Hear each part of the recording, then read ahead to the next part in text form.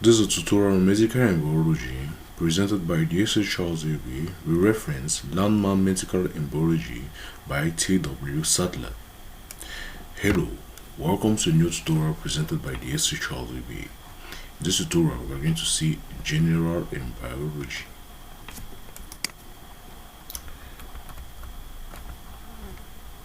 So we start by the first section, which is Introduction to Molecular Regulation and Signaling.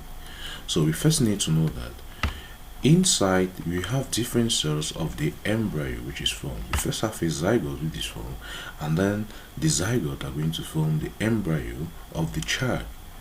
Now, all this, the zygote, after the formation of the embryo, we need to know that there are different cells present inside the embryo, and these cells are going to consist of genes. So there is a need for us to study Introduction to Molecular Regulation and Signaling of the different genes involved in the cells of the embryo. So now, coming to the first point, we have this. This is the DNA structure. So we need to know that the DNA are present inside chromosomes. And now, the presence of DNA inside chromosomes, the DNA inside the chromosomes are not the only material found there. You need to know that there are histone complexes, which are proteins on which the DNA lie. So you can see here that there is a two cycle of DNA lying on the histone complex. This histone complex is made up of the H2A, H2B, H3, and H4. And here laterally you have the H1 histone. So this is the general structure of how the DNA lie on the histone bodies to form the complex chromatin and chromosomes. So this structure, which consists of the two-cycle DNA strip and the histone complex, which are the H2A, H2B, H3, and H4 plus the H1. So all of these are going to form the nucleosomes. Now, in a gene, you need to realize that there are different portions of genes.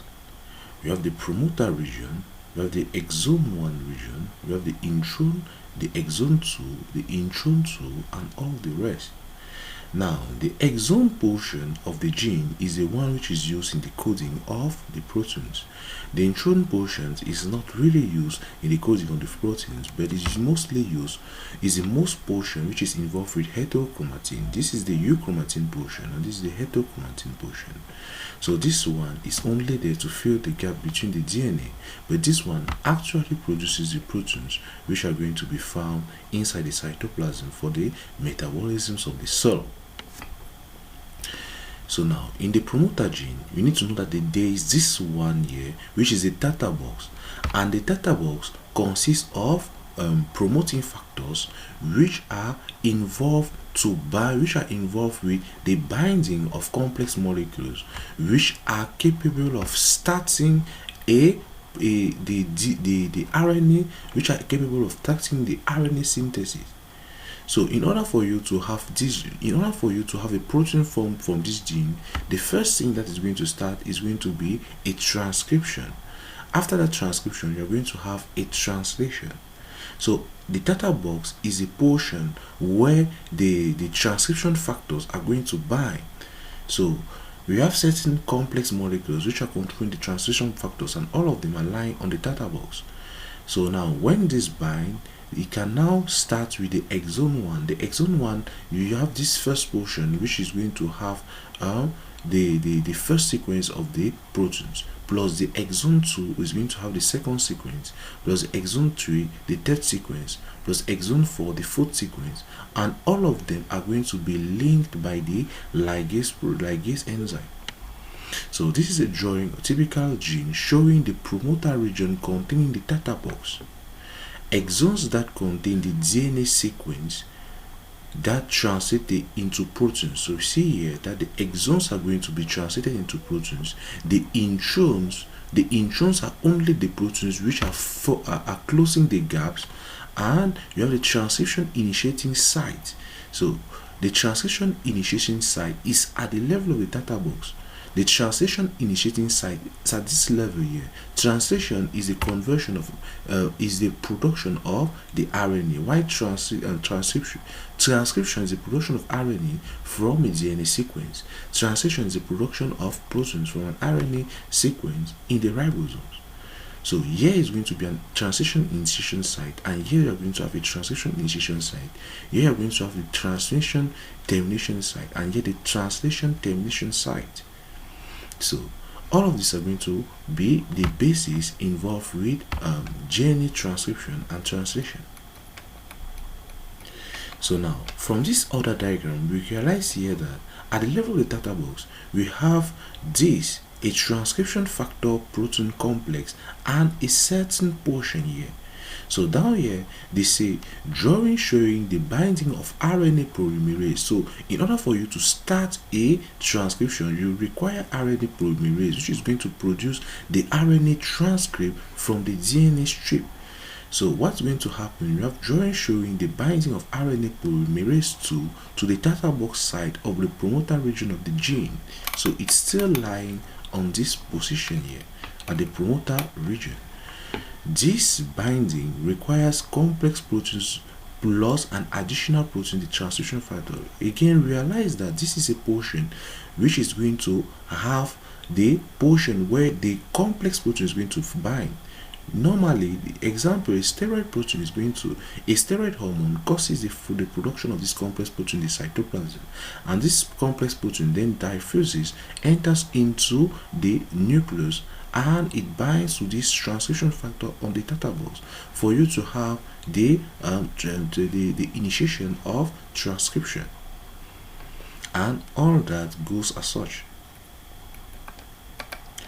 So now, this diagram is going to show you the different proteins which are going to be this drawing produces it shows a hypothetical genes illustrating processes of alternating splicing to form different proteins from the same gene. So from this diagram, we are trying to form different proteins from the same gene. So let's say this is our hypothetical gene. So what is going to happen is that we first need to know that transcription occurs in the 5' to 3' direction. So we are going to start from the 5' direction, and we are going to move up to the 3' direction. This is the direction of transcription. So now, so what are you going to realize? You're going to realize that at this portion here, this is the 5' terminal. So we are going to have, again, from here we realize that you have the exon proteins, and here are the introns. We initially said that the introns are not involved to form the different sequence in the RNA. So it's only the exons which are going to be involved in the formation of the sequence. So now what happens here is that the different exons here are going to combine to form your particular protein. So here you are going to have this exon, this exon, this exon, but you are not going to have the tissue specific exon in bones. So the tissue specific exon is going to form hard tissues. So you are going to have this one, and all of them are going to combine to form the protein 1. So for the protein 2, you have the protein 1 plus this other gene here. So, and for protein 3, we don't have this one, we don't have this tissue specific exon bone, and we don't also have this small gene here. So all of these are going to be 3 proteins still formed from the same hypothetical gene.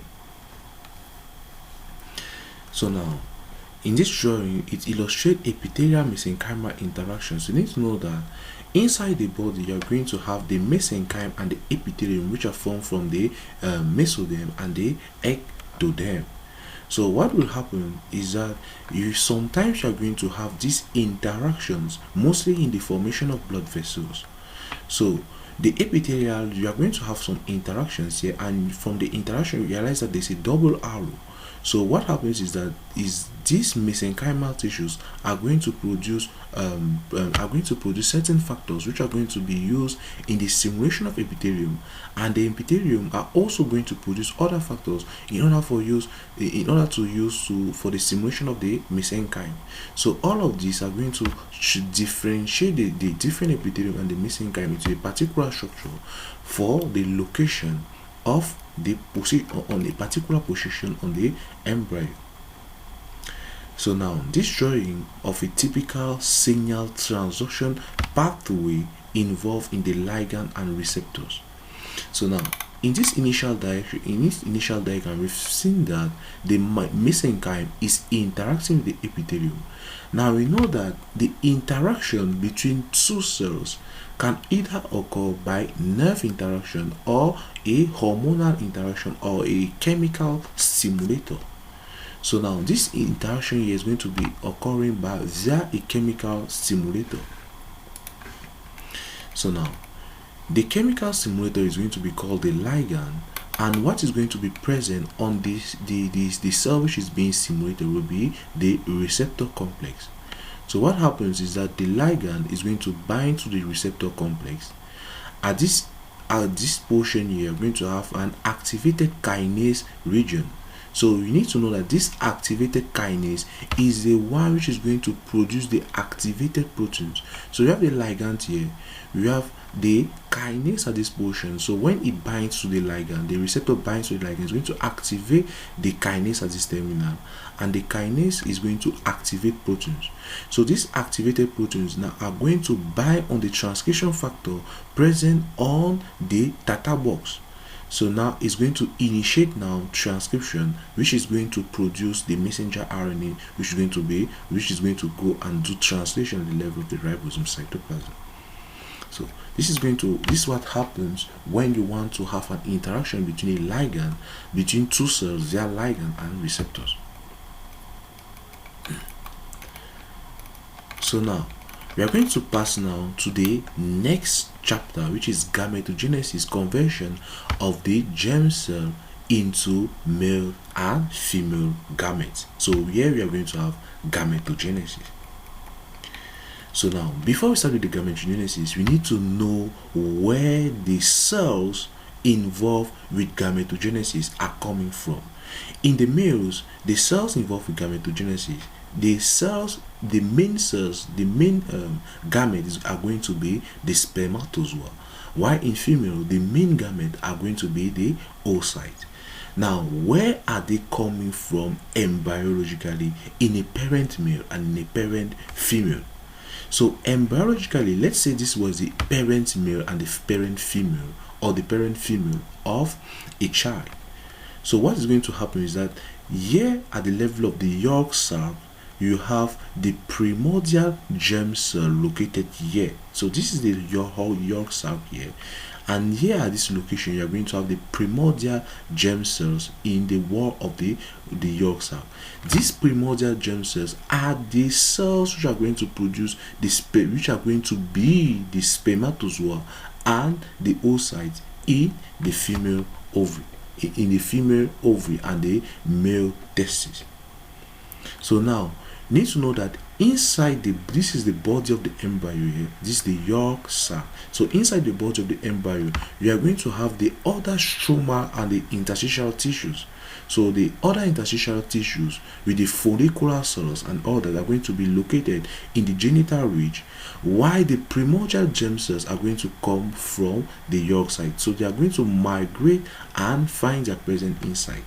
So this is your cell, and this shows the location of the primordial germ cells which are going to form the spermatozoa and the oocyte respectively in males and females. So now these are the primordial germ cells and the clinical correlation that you can have with it, which is the teratoma. But no, we are not going to study that for now. We only want to study general embryology related with the normal state. So this other part is going to study generally what is meiosis. So now you need to know that in meiosis is going to be divided into, this is generally going to study what is mitosis instead. Mitosis, you need to know that mitosis is trying to divide the cell into two and make sure that each of the daughter cells are resembling the parent or the mother cell. So what happens is that the genetic material is going to be separated, the DNA is going to be separated in mitosis during the S phase. So we have two phases mainly in the cell cycle. We have the interphase phase, and we have the mitosis phase. So in a cell cycle, we have the interphase and we have mitosis. So in the interphase, we have the growth phase. So we have the G1 phase in the interphase, where the cell is going to grow and grow and grow. Now, after the G1 phase, you also have the S phase. The S phase is the portion where the cell is going to duplicate the DNA material, but without forming the different chromatids. So it's going to duplicate the DNA materials. So in that time, we are going to have a mother cell which exists with 4N genetic materials.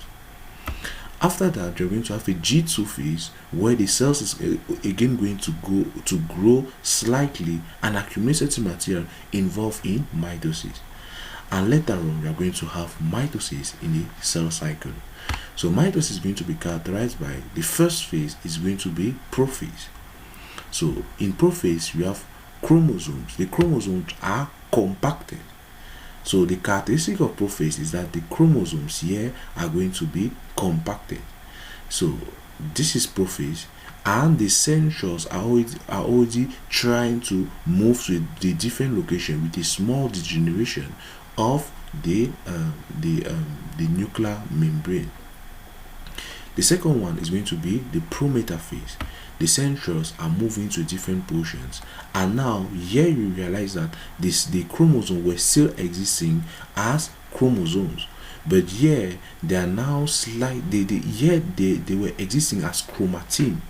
So they were existing as long filaments here, but now the chromosomes are going to be in bulge and are actually going to exist as chromosomes. So now these are going to be the latter form in metaphase. In metaphase, characterized by all the cells going to the center position, and the chromosomes now becomes are having two buds, which are the sister chromatids. So now the sister chromatids are going to be splitted in anaphase, and they are going to move at different portion in telophase. In telophase again, the different daughter cells are going to be produced when the nuclear membranes are going to be formed and the cytoplasm is going to be formed too. So this is the characteristics of mitosis. Now, let's see the characteristic of meiosis. You need to know that meiosis is divided into two main parts. The first part is going to be meiosis 1, and the second part is meiosis 2. So now, this is going to be meiosis 1. In meiosis 1, the thing that occurs is that you are going to have a separation of the mother and the father's chromosome. So we need to know that inside the chromosome of human being exists in homologous pair. So we have a pair which we have one set which come from the mother, and we have another set which come from the father. So all of them exist in pair as such. So these are the homologous pairs of chromosomes. So what will happen is that these pairs are still in pair, but in meiosis 1 they can have chiasma formations. And these chiasma formation are as a result of the formation of the different crossing over. So here, from here you see that this gene has crossed to this other one. So you see a blue here and a red here. So here is involved with the crossing over. So this is what is going to happen with meiosis 1. And with meiosis 1, this is separation of the homologous chromosomes. So here you are going to have a cell with 23 chromosomes, and here you are going to have another cell with 20 chromosomes from the first meiotic division. Now in the second meiotic division, resembles completely mitosis. So here you are going to separate now the sister chromatin. So this portion is going to enter into this cell, and this other portion entering into this other cell. So this is second meiotic division. So now this diagram here shows generally the events now involved in the formation of the oocyte and in formation of the spermatid. So now we need to know that the first cell which are going to be involved are the primary oocyte after DNA replication. So what is going to happen is that they are going to separate via we have a first maturation division here, forming the secondary oocyte, and we have the first polar body. So here is going to be the first meiotic division, and here is going to be the second meiotic division. The first meiotic division, you are going to form the secondary oocyte, and here you are going to form a mature oocyte in the second meiotic division. And you need to know that also the polar bodies are separating into two. So in general, 3 polar bodies are going to be formed, but all of these are going to degenerate in the female, and you're going to be maintained with this, which is having 22 autosomal chromosomes and 1 sex chromosome, X, in female.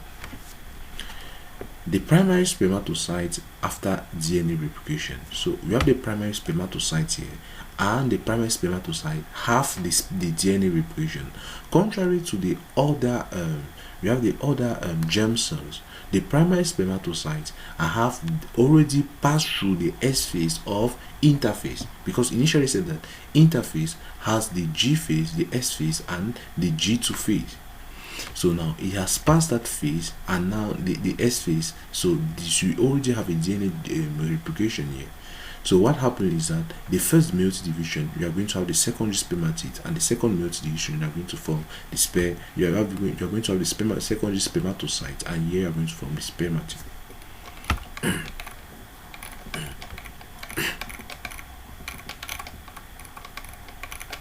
So all this is a pathologic state, not involved yet with that.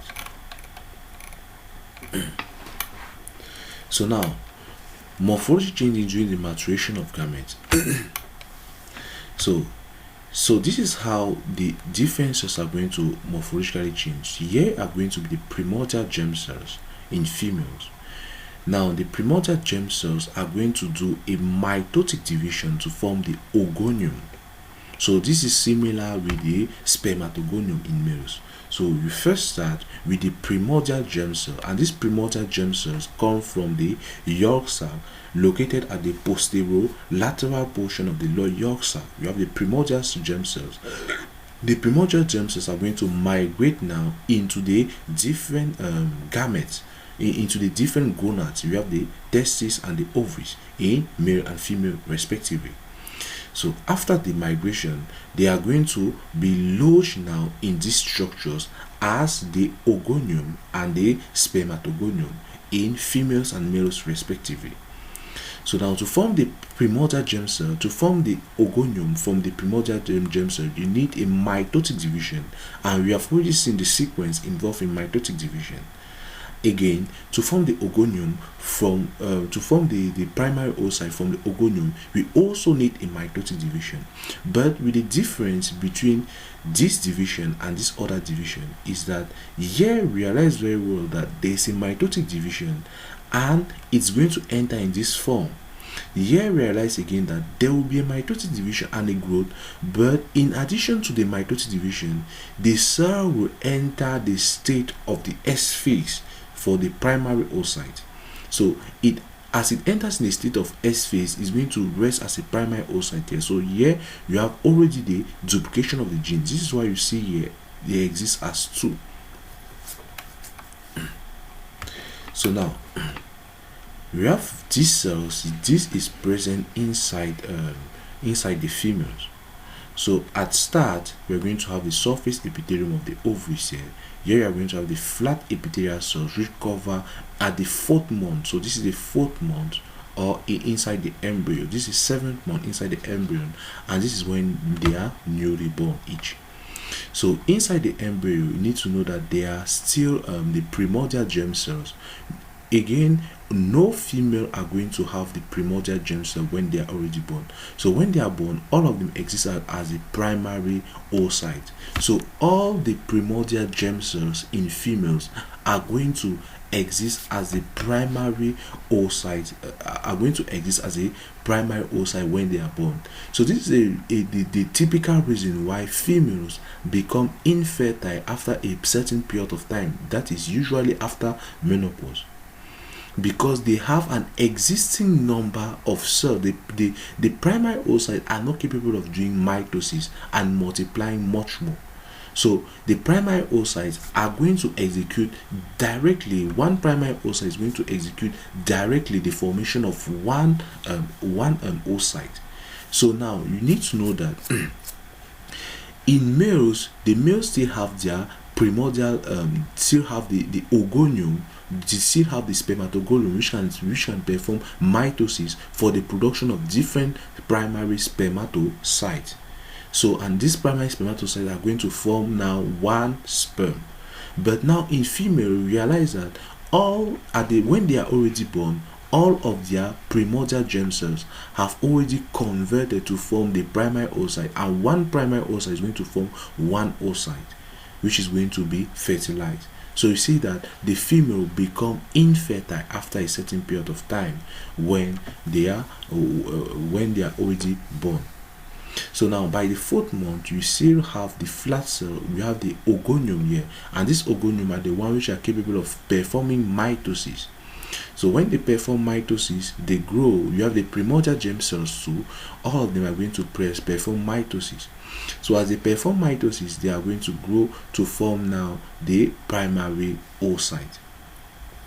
So the primary oocyte are going to stop at the prophase of the prophase 1. So the primary oocyte are going to stop at prophase 1 of the first meiotic division. So this is where the primary oocyte stop. They are going to stop at the stage of the first meiotic division of the prophase 1. So we have prophase 1. They are going to stop at prophase 1 of first meiotic division. Prophase 1 of meiosis. So that's where they're going to stop.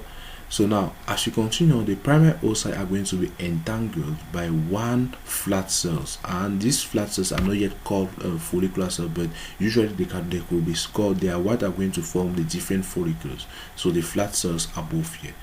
So, and one flat cell is going to have a primary oocyte in prophase 1. So now the last one, we are going to have the flat cells with the different primary. Here you are going to have the follicular cells here, and here you are going to have your resting primary oocyte until the level of puberty, where they are now going to convert now to secondary oocyte. So now in this diagram, you can see again how the development. Initially in the first diagram here, you have seen development of the primordial germ cells now into forming the primary oocyte. But now in this diagram, we're going to now see the development of the flat epithelial cells to form the different follicular cells. So here we have the flat epithelial cells, or the follicular cell, at the beginning when they are newly born. So this is going to be called a primordial follicle. So again, after that, you're going to have, so these are going to be called the primordial follicle. After that, you're going to have these flat cells are going to differentiate, and they're going to form the cuboidal follicular cells. So here they are flat follicular cells, and here they are going to differentiate to form the cuboidal follicular cells. Internally to the cuboidal follicular cell, we are going to have the zona pellucida here. So as the flat cells again grow, they are going to form these cells, and these cells are now called the granulosa cells. They are no more going to be follicular cells. They are going to be the granulosa cells. Now the cells of the cortex are also going to bind to these granulosa cells here. The granulosa cells come from the original follicular cells, but the cells that are going to come out here are going to bind to the granulosa cells and now form the theca. So that's why you are going to have the theca cells. The theca now is divided into two portions, the theca internal and the theca external. This is due to the cells of the stroma of your ovaries. So now again, so the first stage here was a primordial follicle, then you are going to have a growing follicle, then you are going to have a primary follicle. Now all of them are going to now grow here. At this stage, you are going to have your antral follicle. So this is, you have already seen the primary follicle here. Here you are going to have your antral follicle or your secondary follicle. With the secondary follicle, you are going to have the granulosa cells. The granulosa cells are going to be separated slightly from each other to form a small antrum here, which is a fluid-filled space. So we have a small antrum. The zona pellucida remain in contact with for the protection of the primary oocyte here. And at this stage, you see that the primary oocyte has not yet passed through the prophase 1 of the first meiotic division, but it's still growing. So it is going to grow and stop at this level, where it's going to stop at the level of the second meiotic division of the at the level of second meiotic division, at the level of metaphase of second meiotic division.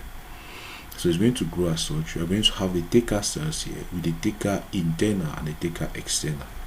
Here you are going to have the primary oocyte. Here is the cumulus ophorus. At this stage here, you are going to have the Graafian follicle with the antrum, which is very large, and characteristic of the cumulus ophorus, which are the granulosa cells, which are covering this secondary oocyte now. So they are going to cover the secondary oocyte, and now upon the release, the cumulus ophorus is what is going to form the corona radiata on the oocyte. So now this is when ovulation has already occurred. So when ovulation has occurred as such, you see that the zona pellucida is going to remain to protect the oocyte from every sperm cells fertilizating one oocyte.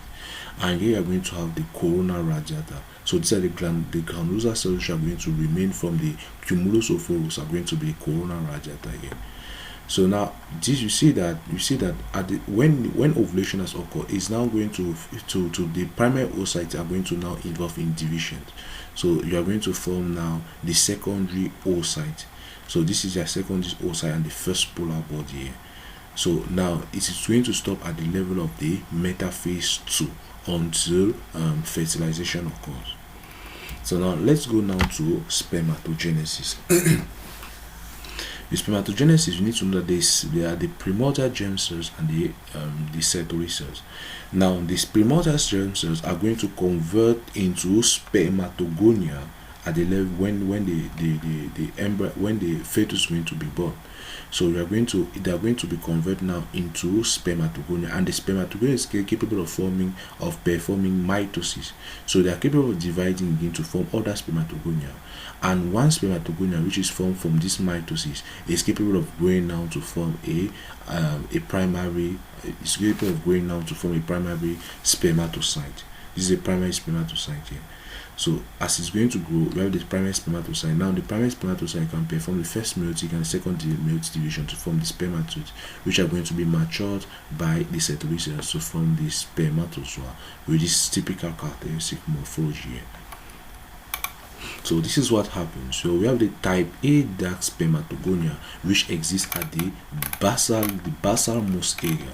So the basal-most area, we have the type A dark spermatogonia. So after we have the type A pale spermatogonia, here is mitosis which is occurring. After that, you have mitosis occurring, you have the type A pale spermatogonia. After mitosis occurring, you have type B spermatogonia. After that, the mitosis is going to produce now the primary spermatocyte, which is going to stop at the level of the prophyte. So now it's going to continue now. You are going to have secondary spermatocyte, which are going to be formed from the first meiotic division. Here you are going to have the early spermatozoa going to form by the second. This is going to be formed by the first meiotic division. This is going to be formed by the second meiotic division, and then you are going to have the molding, which are going to occur via the action of the setary cells. And all of them are going to form this typical shape of the spermatozoa with the acrosomal head. We're going to have acrosomal head to perform the reaction with the ZR3 receptors. We have the middle piece with the different mitochondria to supply energy for the movement of the tail, which is at this portion here. So we have the type B spermatogonium.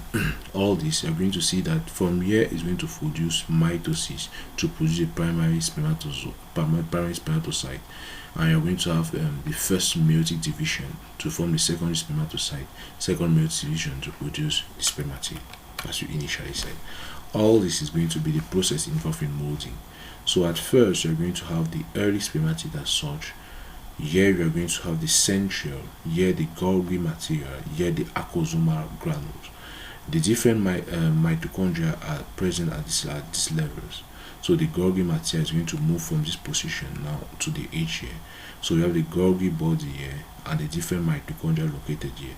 So all this, you have the nucleus and the acrosomal head which is forming, and they are going to form this structure, the tail piece, middle piece, and the nucleus with the acrosomal head. So now, in this next portion, you're going to see the first week of development of ovulation to implantation. So this is a period what is going to occur from the level of ovulation to implantation when fertilization has occurred. So now, what is going to occur is that we initially have the primordial follicles, you have the growing follicles, and you have the vesicular follicles or the Graafian follicles. So now the Graafian follicle, when ovulation occurs due to a surge of the luteinizing hormone, you are going to have the release of the cumulus of ovary cells, and this one is going to be the primary oocyte first. So you are going to have the release of this, and now the release are going to exist outside. So you have this as such, you have the antrum, the release. So you have the release of these cells, you have the oocyte in the second meiotic division. So at this, when it is released, the oocyte exists in the second meiotic division, and it stops at the level of metaphase of the second meiotic division.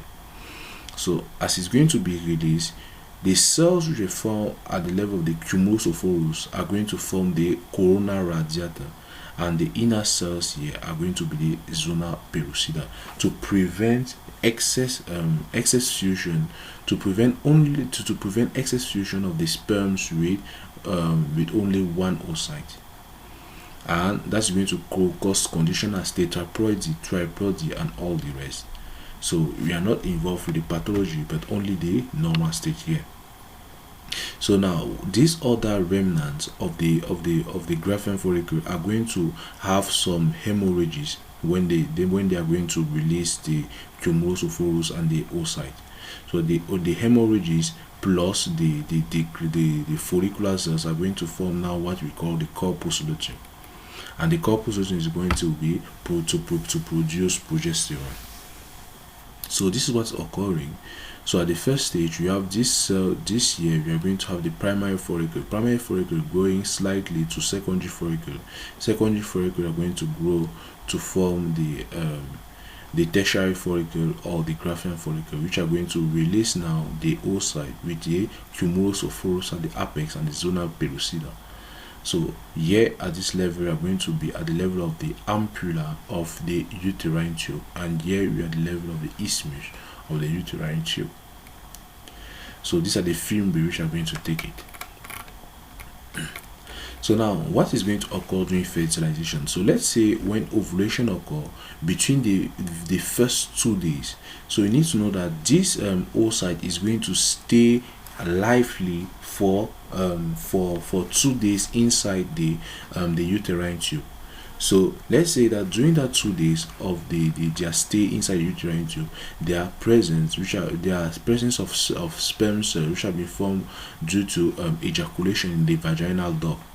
So now, after having the sperms, now you realize that the sperms are going to have these different phases. This is a phase 1. The sperm formed due to capacitation moving now into the uterine tube, coming closer to the oocyte. The sperms are going to pass the corona radiata first cell layer, which are going to be the portion of the cumulus of ovulus. So they first pass it, and then the second phase, they're going to do a reaction with the receptors of the zona pellucida. So that reaction is going to be the ZR3 receptors. So now the ZR3 receptors bind to the acrosomal head, and then they are going to so you have the zona pellucida, you have the ZP3 receptors. So they're going to bind and then enter the cells. So now when one male gamete enter now into the cell, what we realize is that first when the ZR3 receptor bind with the acrosomal head of one sperm cell, what's going to happen is that the cell is going to perform the second.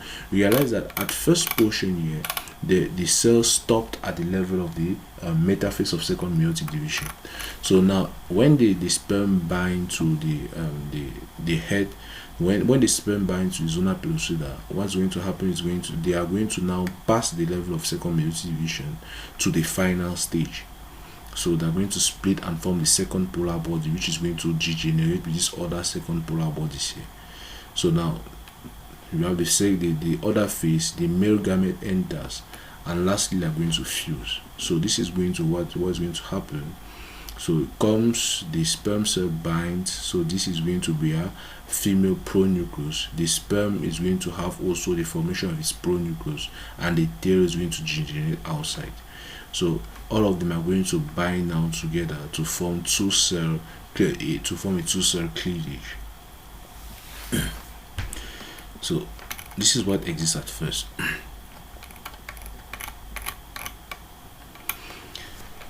So now here you have a 2-cell state. So the 2-cell state is going to exist, let's say it's going to exist some 3 hours after fertilization, so after ovulation. So when you have ovulation and the sperms were initially located 3 hours after ovulation, you're going to have this.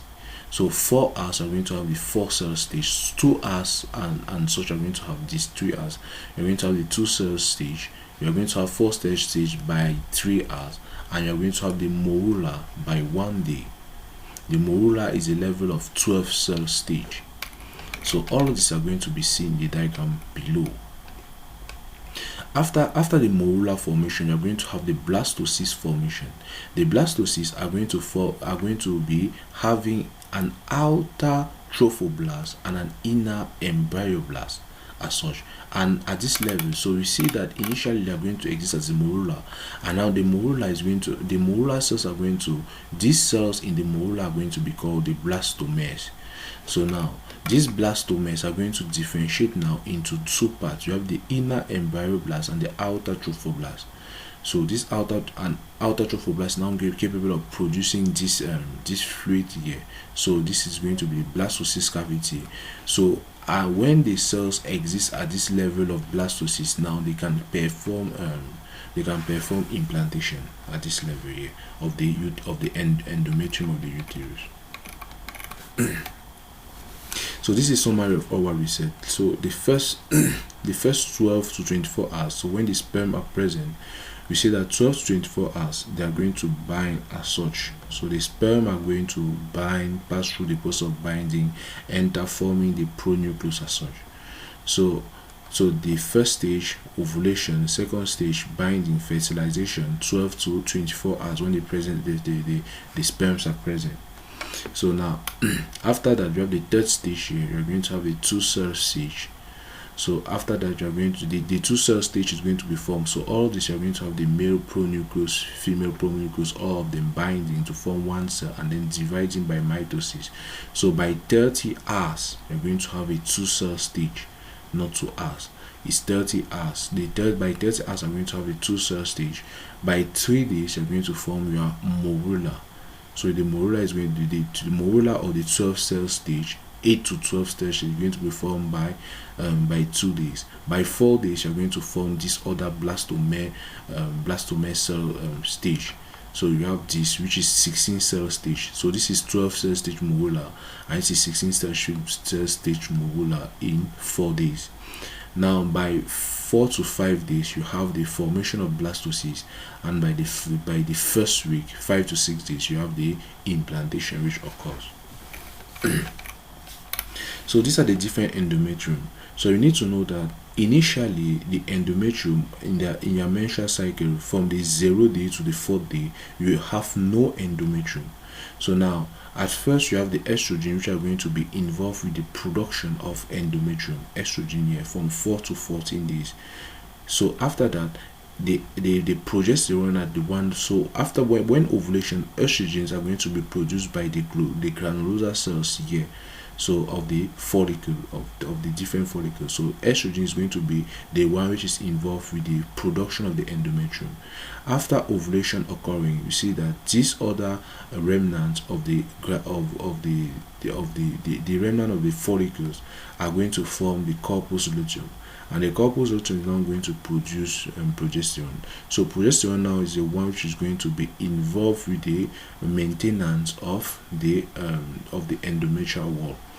So here you see that estrogen is going to decline, and here progesterone is going to increase at this level. So estrogen is one involved in the formation of the endometrium here, but after ovulation, progesterone is involved. So this is similar slide here. but involving now with the hypothalamic pituitary axis. So with the formation of gonadotrophins, we see that the FSH and the luteinizing hormone control ovulation. It also control the maturation of follicle with FSH. It also control the production of corpus of progesterone from corpus luteum. So now, here this is the production of the bilaminar germ disc. So now, here we initially said that we are going to have we first said that the blastomeres are going to differentiate into two main cells. We have the embryoblast internally, which were shown in blue, and outside we had the trophoblast. The trophoblast are differentiated into two parts. This part, which is in contact with the embryoblast, and with this other part here, are going to be called the cytotrophoblast. And this other part, which is in contact with the endometrium, is going to be called the syncytiotrophoblast. So now, the bilaminar division of the embryoblast is going to occur at this portion here. We realize that we are going to have a cuboidal cell layer which is shown in blue here, and you are going to have a columnar cell layer shown in blue, which are going to be the epiblast of the embryoblast. And we are also going to have a yellow cell layer here, which is shown here, which are going to be the hypoblast. So the epiblasts are going to form this other part here, this small part here, which is going to be the amniotic cavity, and the hypoblast is going to be in contact with this exocoelomic cavity here. So let's continue and see. So this is what is going to happen. The syncytiotrophoblast, all of them are going to differentiate to form the different lacunae. So you have the trophoblastic lacunae here, you have the syncytiotrophoblast, here you have the cytotrophoblast in pale green. Here we see that the hypoblasts are going to entangle the exocoelomic cavity here, because we initially had a blastocyst cavity. The blastocyst cavity is going to be entangled by the hypoblast as such, and are going to form the exocoelomic cavity. So we are going to have this one, the exocoelomic cavity, called the primitive York sac. It's not the secondary or the tertiary or the final York sac, it's only the primitive York sac. So now also at this portion we have the fibrin coagulum, and here we also have the epiblast entangling its cavity called the amniotic cavity. Later on, you see that the lacunae are going to encompass the different vessels of the mother. So the blood vessels of the mother are going to enter into the trophoblastic lacunae as such. Again, you have this portion here. The cytotrophoblasts are going to differentiate to form small exo-embryonic. These are the extra embryonic. The extra embryonic are going to come from the hypoblast. Initially, we had the hypoblast, which were in contact. In the hypoblast, they were in contact with the cytotrophoblast here. So this hypoblast and the cytotrophoblast are going to form this portion here, which are going to be the extra embryonic somatic mesoderm. So the extra embryonic somatic mesoderm can be tested. They are going to form the choroid in the embryo. So this choroid can be tested for any chromosomal abnormality in the fetus. So we have extra embryonic splanchnic mesoderm, and you have the extra embryonic somatic mesoderm. So these are still from the embryo, formed due to the combination of the formed due to the combination of the hypoblast and the cytotrophoblast. So the cytotrophoblast are mainly involved with the formation of this you have this one, the extra embryonic splanchnic mesoderm, and we have the extra embryonic somatic mesoderm. Between the extra embryonic splanchnic mesoderm and somatic mesoderm, we have the extra embryonic cavity. And here inside, you are going to have still your primitive York sac or your exocoelomic cavity. So